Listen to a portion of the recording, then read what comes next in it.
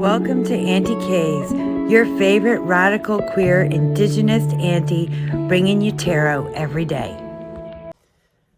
Hello and welcome to Auntie K's Tarot. So, my copy of the is it Tarot Sirena Tarot by Mr. Friborg arrived yesterday, and we are going to take a look through it and my thoughts on it. But first, I also have this How the Grinch Stole Christmas card deck by Aquarius. The images are pretty cute. There's a lot of the Grinch, the dog, and Cindy Lou Who. So I did give it some keywords.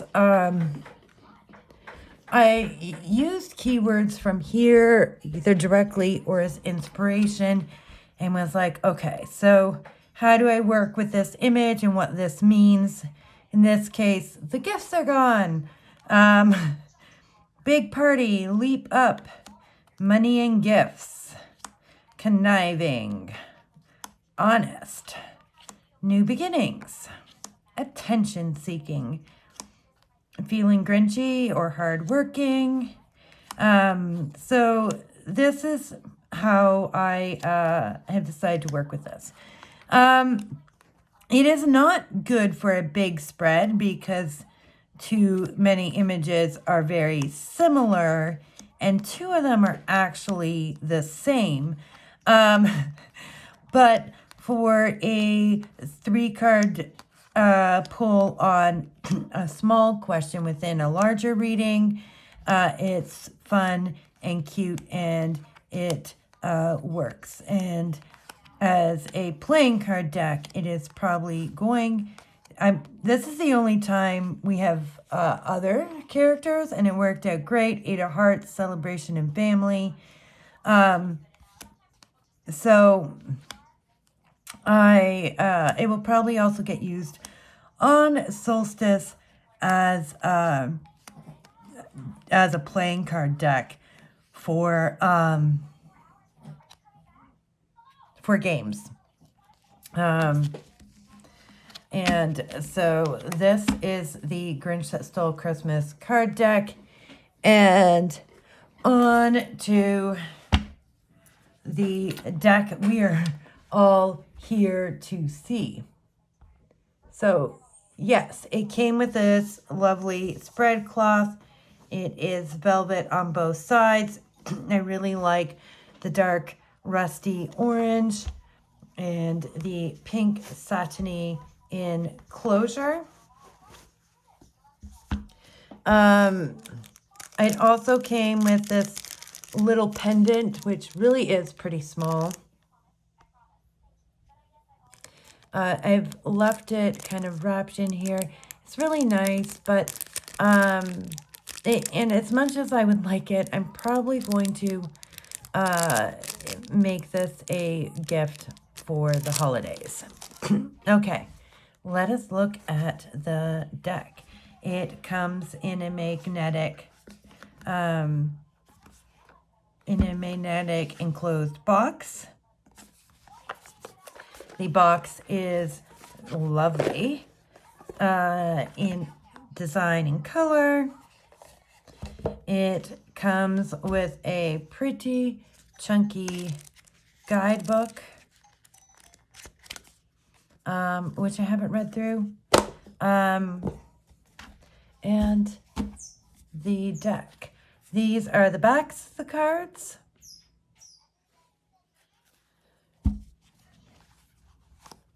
And these are the cards.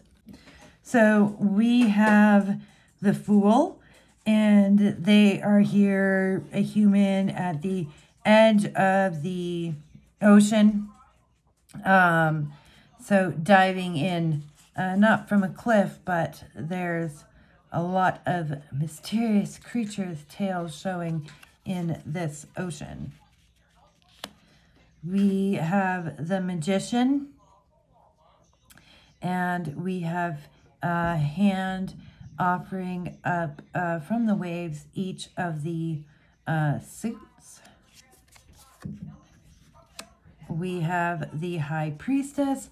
I really love that not all the mermaids are beautiful or sweet. They're not all white. There's diversity in their skin tones and within their ages. Although I didn't notice any children, I did use this deck for the second half of my work day yesterday when I got it. It was lovely to read with. Here we have the Empress. There are 2 Emperor cards, and for me, the older Emperor is going to be my preference here. And the Hierophant. This is interesting, like, you know, the Hierophant, the human, the mermaid, and no, come with me, no, you know, do the human thing. There's a lot of male genitalia in this deck. The Lovers, angel helping a human and a mermaid. But no female genitalia. And it's not just on male humans. The male mermaids have their scales much lower than the female mermaids. And I get that the artist probably finds that attractive. Never found male parts all that attractive. So that is a personal taste, although we have lots of lovely, very round boobs. Do we have any saggy boobs? I don't know. There's some of the mermaids are older.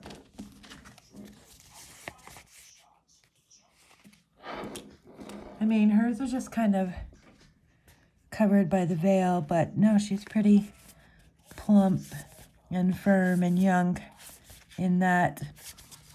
But that's a great fantasy, sure. The hermit crab mer creature is nice. I really like the Wheel of Fortune with all these mystical sea creatures. We have Justice.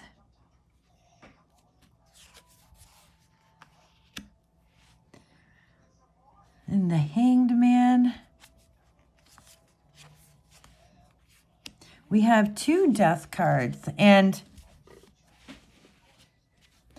I really like the old lady mer person with like a kind of skeletal face. She's in hands, kind of a bit creepy in the violin. I love this, but I would be concerned of getting it confused with the star card. So I think I'm going with this death card. Maybe I'll take a look when we get to the star. Temperance. Oh, I've turned some over and not others.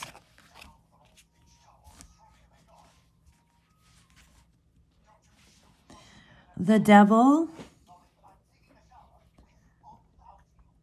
The devil creature, winged creature, has a hold of these these 2 lovers here. Kind of gives me Ursula Sea Witch vibes. The tower falling and harming those in the water. This mermaid's perhaps saving this mer person. It's impacting the mer people. The star.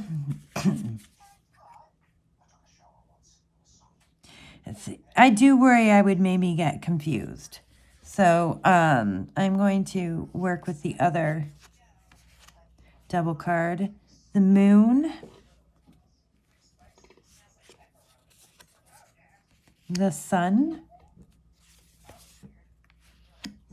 Judgment, our mer creature angelic creature thing is blowing a horn.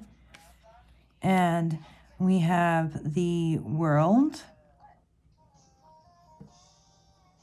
I like the way they did the wreath. And we are on to the wands or staves in this deck. The Ace of Staves.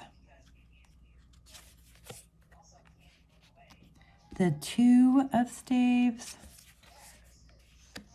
The Three.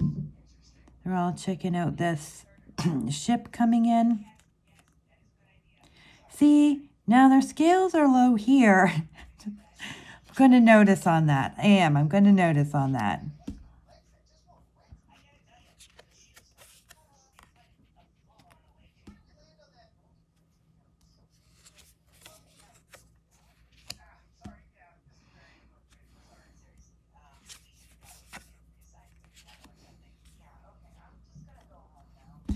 I like that the 7 is got this like Hydra monster thing going on. That's really, really interesting, fascinating.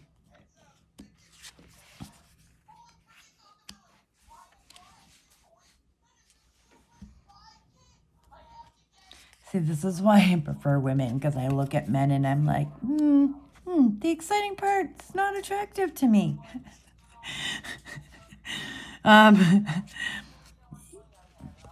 There's just like one wand in the, we've got all these arrows as our additional wand in the 9 of Staves. Whereas in the 10, they've got quite some big, heavy bundles.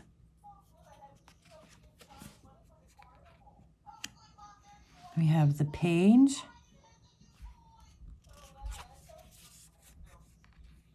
The Knight. The Queen. And the King. See, we have older men, but I haven't really noticed much in the way of older women per se. The Ace of Cups. She's quite lovely. The Two of Cups. A human and mer person combo. I quite like these 3 mermaids and in the seaweeds here. Like their own private getaway. The 4 of Cups, he's not noticing what the mermaid has to offer him. The 5 of Cups has a very similar kind of feel.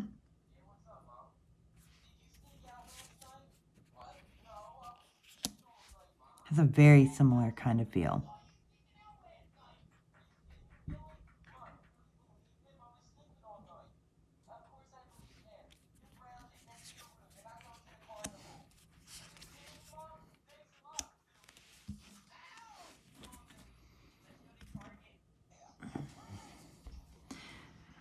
The 6 of Cups.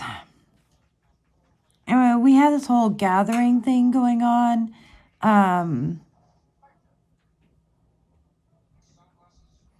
Everybody just intermingling, mer people and humans, not noticing any problems, I guess.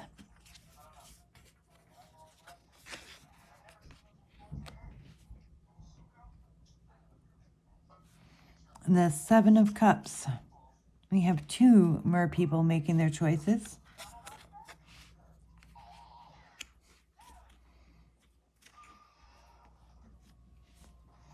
The 8 of Cups. I don't know if she's luring somebody away into the waters or and the 9. A happily ever after. It's interesting there's fire in these cups in the rainbow.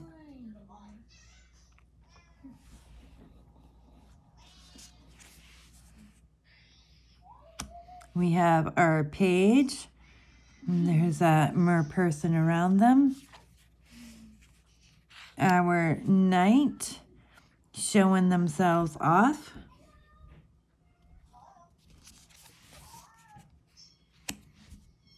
queen with her covered cup. Oh, she's got multiple boobs. And our king, who looks quite impressive and large with all his curling, scaly body going on. Ace of Swords. We still have, no, it's usually the coins, that's a little gate, but we have a little gate or a dam or something going on with their water here. The Two of Swords. I don't think she looks like she's particularly safe mermaid to have around you while you're blindfolded in the water. This is a fascinating take on the Three of Swords. I quite like it. With all that humans have done to the oceans. Yep, these mer people are done. They're not falling in love with the humans. The Four of Swords. Washed up. The Five of Swords, he's captured the mermaid. Six of Swords, he's trying to get away from the ferocious mermaids. Seven of Swords, she's hiding all her weapons behind her.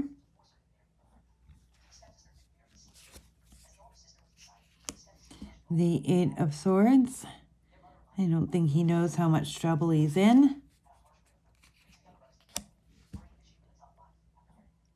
And the Nine of Swords, all these angels beheaded by these mer people. And the Ten of Swords, no, human. Then we have our page. I'm sorry, hang on.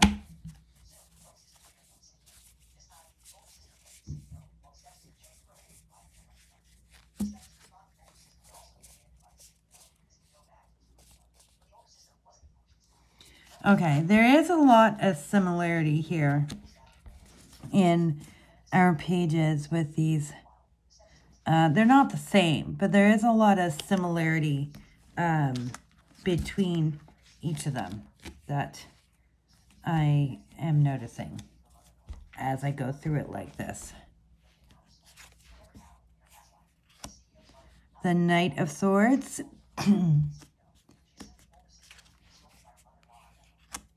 The Queen.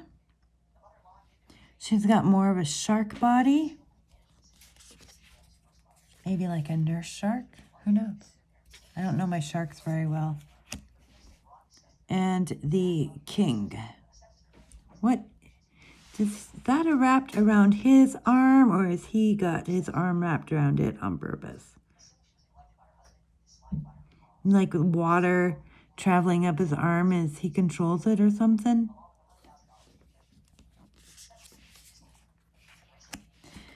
And we have the Ace of Coins.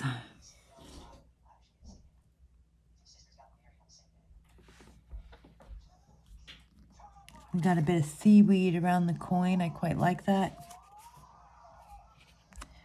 Two of Coins. He's trying to balance as being held up by this mer person. The Three of Coins.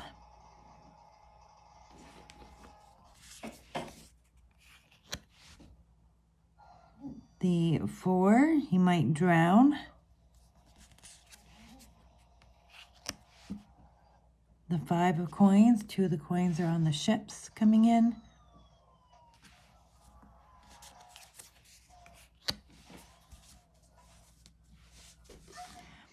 The Six of Coins, they're here on whatever is sinking.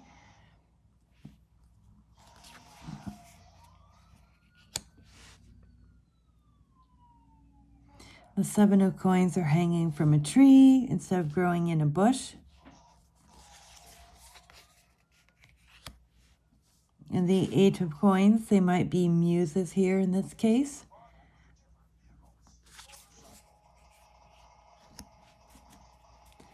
The 9. A merperson and human lover couple nestled in the garden. The 10, we've got a whole family, a mer family here. I think this is the only child in the whole deck. And then the page of coins. The knight. Oh, that one has a woman's face on it. The queen of coins. And the king. He's got quite a bounty in his crown there. And that is the Tarot Sirena.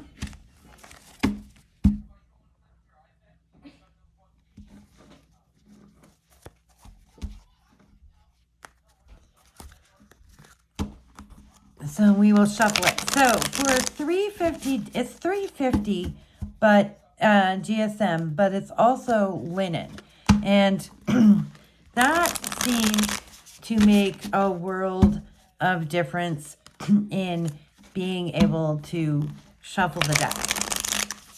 It's thick, so I've got to get it into my hands, but it's so much more flexible than a $3.50 matte deck. So I was nervous about getting this deck that was $3.50. I was like, I don't care. I've learned to make peace with some of my thick decks. It's not matte. That should make the cards not stick at least.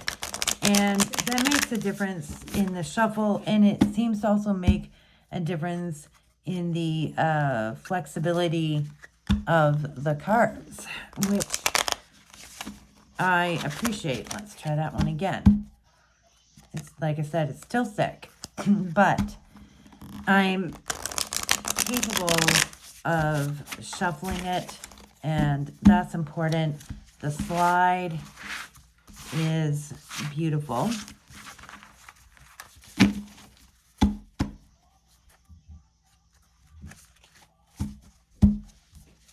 What do we got? King of Cups, Wheel of Fortune, the Lovers. So this looks like a change of pace is coming. It is important to not be swayed by others and make some choices that are centered on what works for the self, what is needed for the self. I noticed we have the 4 of coins. It's been slow at work this week, has me freaked out. I get it. People don't have so much money. And it sometimes feels like I can barely keep my head above the water. But making choices for myself instead of choices in fear has been difficult. It's been difficult to make time and space for myself, which is part of what makes me feel like I can be drowning. But this wheel keeps turning. It's a downturn in December, and we'll come back up in January. Keep my head above the water. And that, folks, is the Tarot Sirena cloth pendant guidebook. 2 extra cards, a lovely bag. My lighting seemed to get darker. I'm not sure why. And a lovely box.